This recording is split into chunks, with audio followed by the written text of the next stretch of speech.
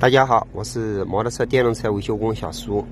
本期视频和大家分享这个电动三轮车半足上面的螺丝啊，它一定不能松，松了这个刹车锅还有这个足都，还有这个键槽都给它磨坏掉了。但是有一个很关键的啊，咱们在市场上买了很多这种螺丝啊，质量都是不是很好。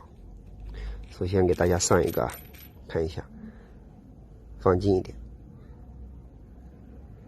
能看到吗？这个螺丝的间隙很大，说明它的丝的密度是不够的啊。假如你要用风炮打，想给它打紧的情况下，然后它就这个丝都打滑了，你看这个丝都打滑了。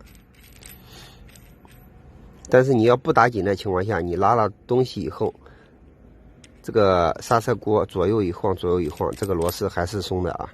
那几次一下，几天这个丝还有那个刹车锅都给它磨坏了。那咱们该怎么解决呢？咱们可以用螺丝店去螺丝店里啊买一个螺丝，买这种螺丝，看一下拧上去它的筋度还有它的活动的间隙都是很小的，包括它这个螺丝的材质也好一些。明白吧？就是说这个螺丝的材质比这个螺丝的材质要好得多。这个螺丝的材质很差的，但是还有人会说这个螺丝带的有这个槽子呀，这个没有呀。那咱们该怎么办呢？用这个手砂轮可以把这边开一下槽，开一下槽以后，然后把这个螺丝给它装上去。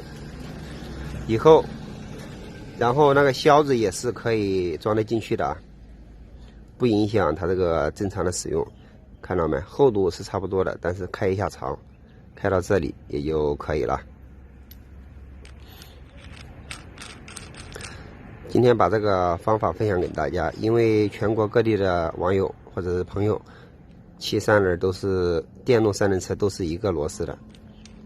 不行的情况下，老是松这个大螺丝，你就可以用我这个方法去解决啊，保证你下次不会再松了。还有一个，这个螺丝上面不允许是打油的啊，你可以把它用胶带缠一下，不要让它进灰，但是不允许打黄油或者打机油，越打黄油越打机油，包括这个面它还是容易松动。本期视频也就分享到这里。感谢大家的观看，关注小苏，小苏天天带你学修车。